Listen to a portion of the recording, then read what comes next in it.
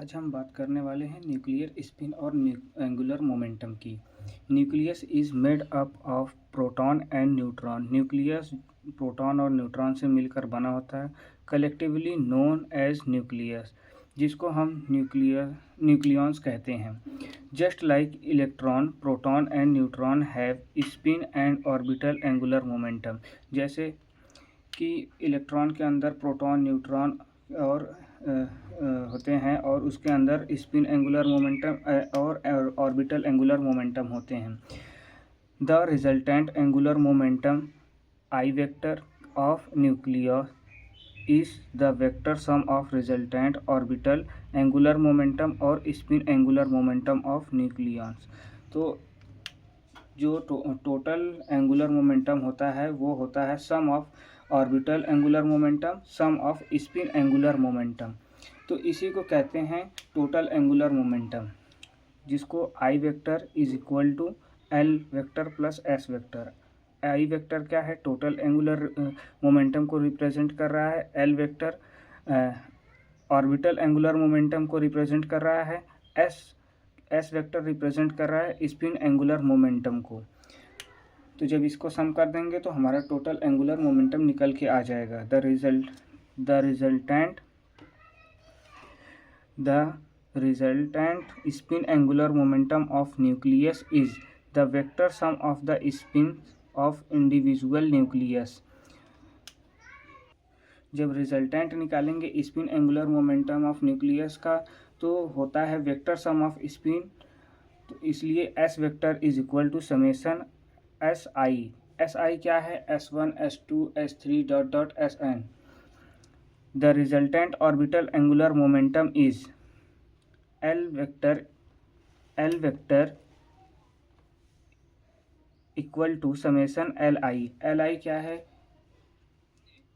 L I क्या है? L1 L2 L3 dot dot Ln तक। तो इसमें क्या होता है? हाफ स्पिन इंटीग्रल भी होता है, हाफ भी रहेगा और इंटीग्रल भी रहेगा। इसमें क्या होता है? इसमें सिर्फ इंटीग्रल वैल्यू ही रहती है।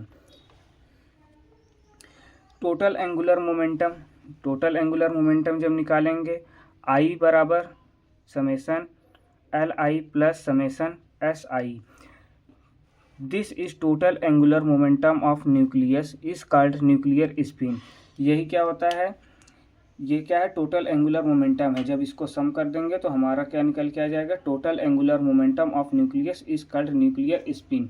तो हमारा न्यूक्लियर स्पिन निकल कर यहाँ से आ जाता है जब हम इस टोटल एंगुलर मोमेंटम को हम कैलकुलेट कर लेते हैं with the help of spin angular momentum and orbital angular momentum.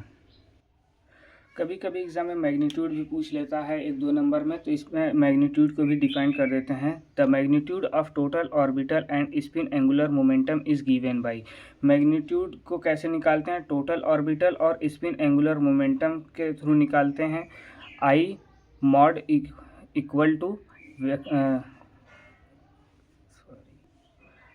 Equal to under root I plus 1 H cut. ये क्या है? टोटल एंगुलर मोमेंटम को निकालता है। और यहाँ पर और ऑर्बिटल एंगुलर मोमेंटम को निकालने के लिए L mod equal to under root L plus 1 H cut.